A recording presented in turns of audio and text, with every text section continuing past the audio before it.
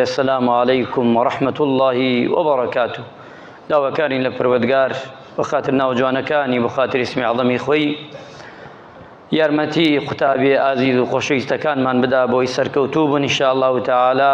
خوای گەورە ڕەحم بە مامۆستا ئازیز و بەڕێزەکانیانش بکە ئینشاءالله، هەردووگیان مۆفەق بکا و سەرکەوتویان بکە و نمرەی باش بێرن قوتابیەکانمان و ڕۆڵەکانمان و کچ و کوڕەکانمان ئینشاءالله تعالی. ئیماندارانی بەڕێز، لە ورتاری ئەمڕۆدا بە پشتیوانی پەروەردگار پێکەوە ژیان لە ئیسلامدا ڕەفتارە، بۆ نمونە کردارە نەک گفتارە. واتە ئینسان ئەگەر بەیەکەوە بژینێمە ئیسلام و غەیرە مسلمانان یان مسلمانان بەیەکەوە بە کردار ئەیسلمێنی کە تۆ ئەتوانی بەیەکەوە بژێی، نەک شەعایر و بەس قسە و قسەڵۆک بێ و هیچ نەبێ لە ناخا و ناوڕۆکە هیچی تیا نەبێ. وەک ئەمڕۆ ئەبینی کە لە دنیای ئەمڕۆ وایە بەس قسەیە و ناوڕۆکەکەی هیچی تیا نییە. ئاینی ئیسلامی پیرۆز فێرمانەکە ئەو قورئانە شیرینە لاپەڕەکانی هەڵدەرەوە دانە بەدانەی فێرتەکە هەموو شوێنێک لە هەموو کاتێک لە هەموو ساتێک چۆن مامەڵە بکەی، چۆن کردار بکەی، چۆن بجوولەیتەوە. ئەوە نییە هەرش دای نابێ ئەگە ئەمە بکەی و ئیتر کەیفی خۆتە بیکەی یان نەیکەی، بەڵکو لە هەندێک شوێندا لە ئیسلامدا یاساکەی کە داناوە ئەگە جێبەجێشی نەکەی سزای داناوە لە پاڵێ. ئەگە بیکەی خێرتەگاڵێ، ئەگەر ئەمە بکەی ئەوەنە دەست ئەکەوێ، ئەوەنە خێرتەگا، ئەوە ئەبێ، ئەوە دێتە ڕێگات. ئەگە نەیکەی خوای پەروەردگار یان پێغەمبەری خوا صلی الله علیه وسلم پێت ئەڵێ نە ئەمە نەکەی، خراپە، عاقیبەتی وایە، گوناحە، تاوانە، سەرپێچیە. ئەمە گشتی ئەوەمان پێ ئەڵێ ئیسلام هاتووە هەمومان بخاتە سەر سکەیەکی ڕاست، لە دنیادا هەمومان بە ڕێگایەکی ڕاست بچین. ئەگەر مسلمانین هەر بە ڕێگای ڕاست، ئەگەر مسلمانیش نین هەر بە ڕێگایەکی ڕاست لەسەر دنیادا بڕۆین و مافی کەس نەخۆین. ئەو قورئانە ئەوەمان پێڵێ ئیمانداران.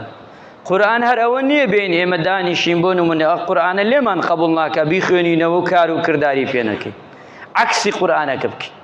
ئەوانەیشی کە غەیرەدینن هەکەذا هەروایە، چۆ ئەوانش ئەگەر دیعایەی بۆ نو دینێکی تر بکەن، خۆ ئەبێ پابەندی دینەکەی خۆیان بن، بە جوانی، بە ڕێکی، بە باشی ئەنجامی بدەن بەرامبەریان، بەرامبەر غەیری خۆیانش. ئیمانداران، خوای متعال جل جلاله دەفەرمێ ئەعوذ بالله من الشیطان الرجیم. چەند ئاەتێ باس دەکەم لە خزمەتتانە چونکە زۆرە ئاەتەکان.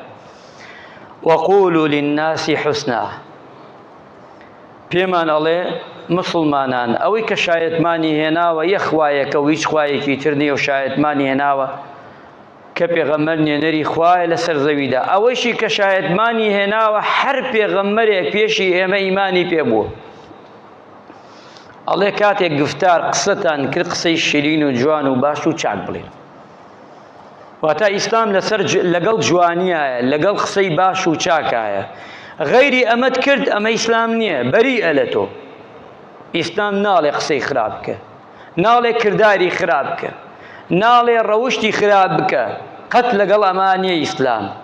هەر کێ کردی، هەرچی بوو، هەرچی بلەپایەکی هەبوو، هەر مەنسەبێکی هەبوو، لە هەر شوێنەکە یەسیا بوو، تو وا مەزانە دەست درێژکەی بڵێ یان کەسێک گوتی ها ئەوە ئیسلامە، بڵێ ئەوە ئیسلام نییە.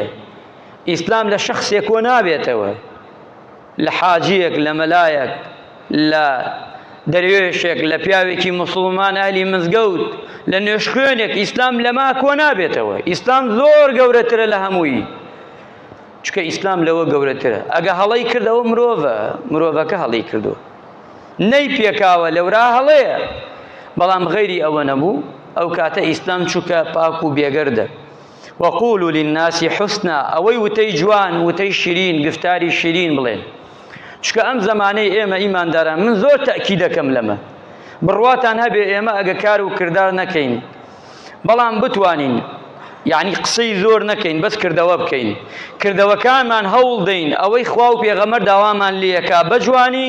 قسە بۆ خەڵک مەکە، بانگی مەکە بێت مسلمان، هەر بە کردارەکەت ئەتبینی خۆی مسلمانە مێ. لەو دیرۆ شایەتمان هێنێ. ئێستا خەڵکێکمانەیە هەر لە قارە نوێژ ناکە، لە قار خەڵکێک کە نوێژ ئەکا لە قەرەوە نوێژ ناکە.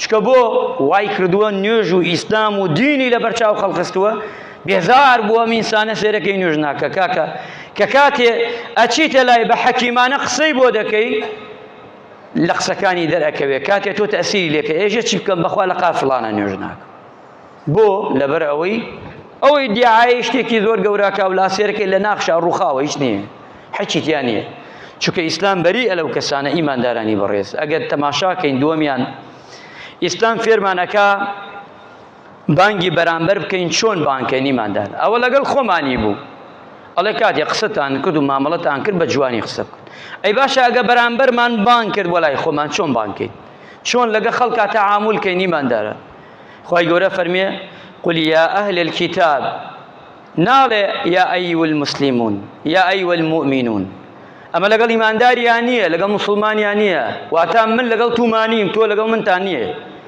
ئەوانەی کە هان لە سەر دینێکی تر یا ئەهل الکتاب ئەوانەی لەسەر ئەهلی کتابن کە پێغەمبەرانی تر کتابیان بۆ هاتووە خوای گەورە ئەفەرمێ ئاوا بانیان کەن تعالوا إلى كلمة سواء بيننا وبينكم بانیان بکەن وەرن با دابنیشین لەسەر ئەوەی کە ها لە بینمانە ئەلا نعبد إلا الله ورن با بس خوا بپەرستین کەسی تر نەپەرستی ورن ولا نشرك به شيئا وبا شەریک بۆ خوا قەرار نەدەین ها ئیسلام چۆمان پێمان ئەڵێ ئەو کەسانی کە لە ئاینی ئیسلامانی لە دەرەوەی ئاینی ئیسلامن بانگیان بکەن ئاوایان پێ بڵێن واتە ئیسلام قبولمان لێ ناکە بە زمانێکی تر قسە بکەین ئەمڕۆ ئێمە خۆمانین بە کەیفی خۆمان بە ناوی ئیسلامەوە لەوەیە قسە بکەین چۆنمان گەرەک چیمان گەرەک چی بکەین چۆن بکەین بەڵام قورئان کەی واڵێ بەخوا قورئان وای نەوتووە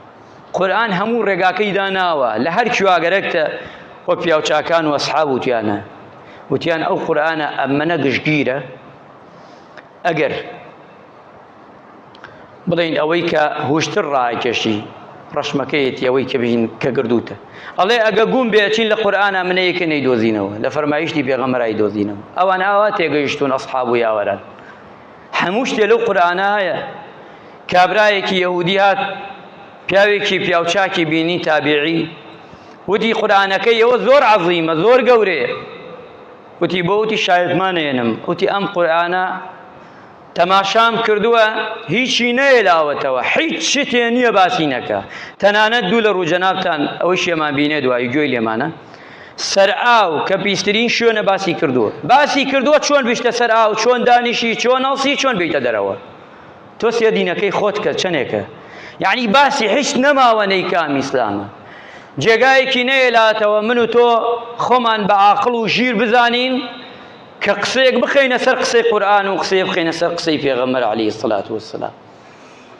بۆیە گشتی دانا و حەلی کردووە بۆمان ئەڵێ بانگیان بکەن با بەڕاستی یەخوا بپەرستن و شەریکی بۆ قەرار نەدن بەڵام ئەمە چی تەعالەو بانگیان بکەن نەک بە توند و تیژی نەک بە ئەسلوبێکی ڕق نەک بە ئەسلوبێکی خراپ کە وەستان هەر گوێ لێ نەگرێ چکە ئەو بانکردنە بانکردنی گوێگرتنە کە بەرامبەرەکەت گوێت لێ بگرێ ئیمانداران سێهەمیان ئیمانداران لەگەڵ بەرامبەرەکانمانە گفتوگۆ چۆن بکەین مناقەشە چۆن بکەین کەسێک کەرێکێتی موسڵمان نییە مولحیدە بێدینە لەسەر دینێکی ترە کاتێ مناقەشە لەگەڵا ئاکا کاتێک ئەوێتی دینەکەی تۆ ناشرین کا دینەکەی تۆ کەم کاتەوە لە شانی قورئان لە شانی پێغەمبەر عەلەیهی السەڵات وەسسەلام لە شانی موسڵمانان مزگەوت میحراب ئەو شوێنە پیرۆزانەی کە لە ئیسلامە هاتووە کەم کاتەوە ئێمە چی لەگەڵا بکەین ئیمانداران ئەفەرمێ ولا تجادلوا أهل الكتاب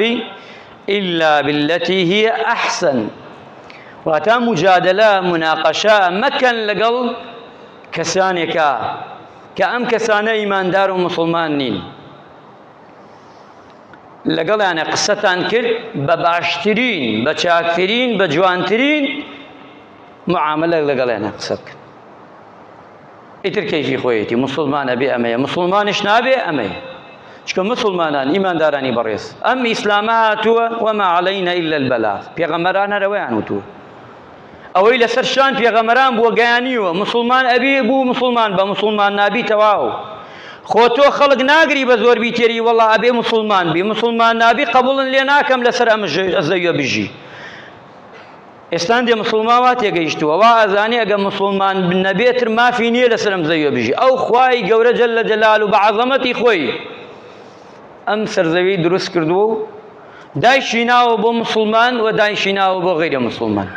ئەیتر من و تۆ ئەو مافەمان نییە کە لە خەڵک بگرین.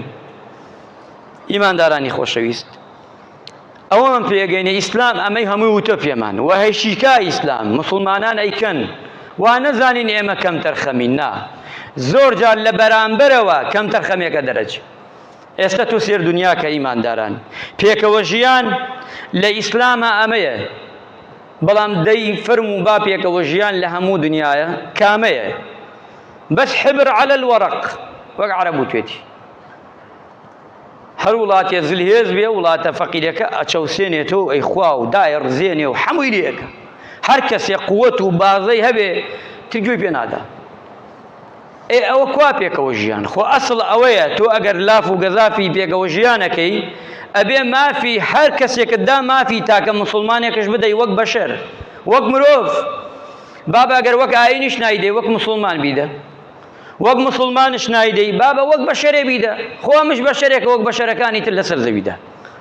خۆ ئەبێ احترامێکی لێ بگری، خۆ ئەبێ احترامێکی لێ بگری. ئەمش دینێکیەیە، مقدسەیەکیە، شوێنێکیە مقدسە. خۆ ئەبێ احترامی بگری، سوکایەتی پێ نەکەی، بە قورئانی نەکەی، سوکایەتی بەخوای نەکەی، سوکایەتی بە مزگەوتی نەکەی، سوکایەتی بە هیچی نەکەی.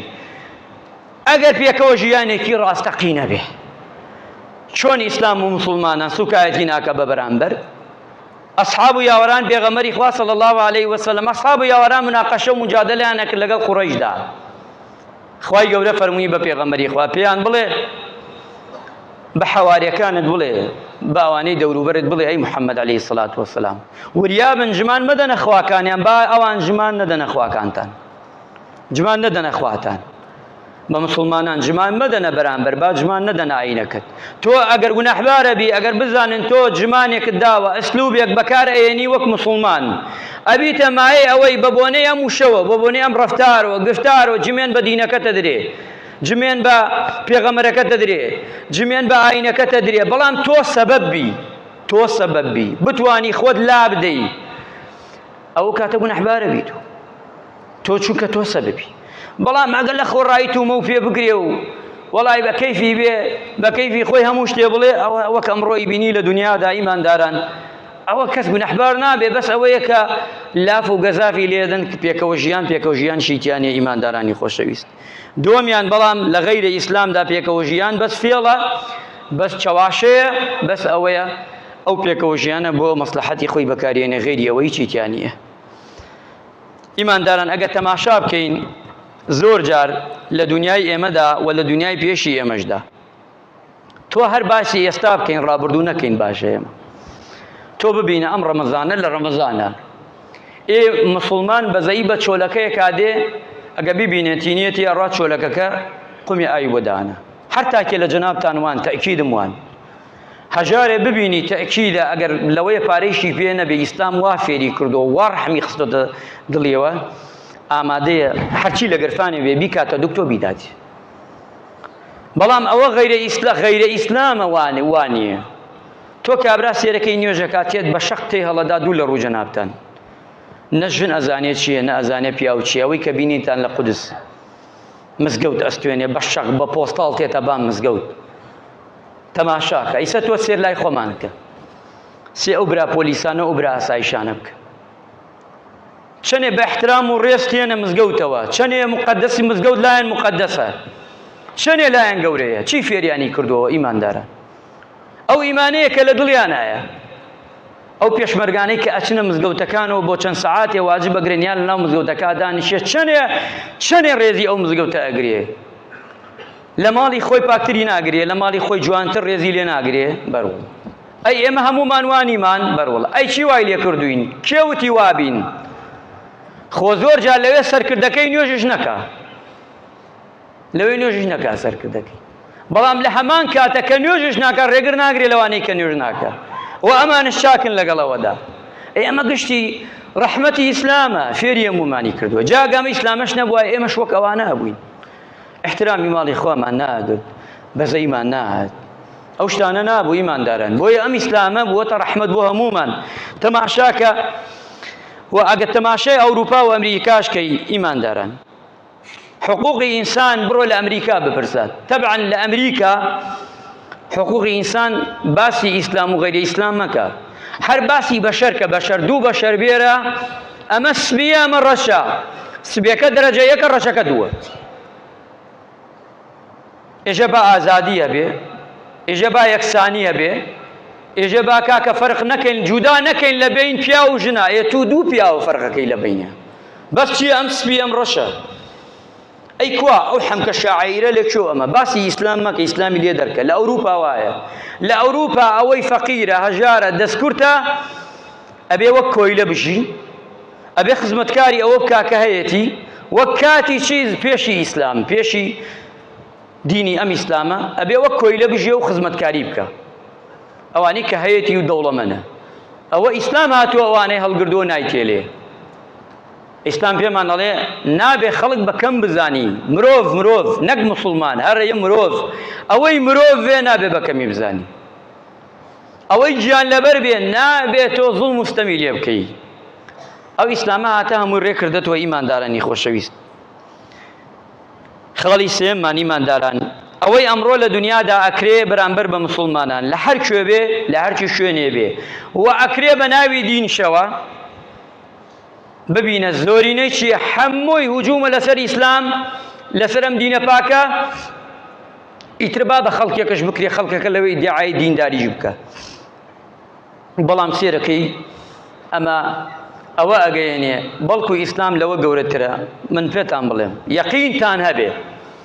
یەقینتان هەبێ ئێستا ئەمڕۆ جومعەیە و دانیشتوینە ئێوە جەنابتان گوێگر و منش قسە بۆ ئێوە دەکەم کاتێکی پیرۆزە ڕۆژی ڕووناکە و هەمومان گومانمان نییە ئێستا ڕۆژە وەڵڵاهی داهاتوو بۆ ئیسلامە وەڵڵاهی داهاتوو بۆ ئیسلامە پێغەمبەرگیانە فەرمی عەلەیهی سڵات وەسەلام بۆ تا کۆتایی دێنم بەم حەدیسە مبارەکەی پێغەمبەر ئەفەرمێ ئەگەر لەسەر زەویدا مسڵمان نەمێنێ کەس مسڵمانی تیان نەمێنێ ينصر هذا الدين أم دين السرقة حتى بشي رجل فاسق أو فاجر بكابرايكي فاسق بكابرايكي فاجر دينكي خوي سرقة خوا سريخة هو قمانتان لوانا به بويا يستا أو حملة أكري لسر إسلام قرآن استوينتر لولات يبيني قرآن استوي لولات يمزقوت استوي لولات جمين بخوا أدري لولات جمين أدري بپیغمبر صلی الله علیه وسلم اما گشتی اویا که اوان ازانن مستقبل بو اسلام اولاتانی کوا زور دورن لو استعلان کش دست نگیه پیلکاتی خوشیدا استحسیر کی ریجی مسلمانان زیادک خوای گور رحم به ملائک من بک عاقبت خیر من کا لشمان ساغ بک کارو کرداری جوان و شیرین بکین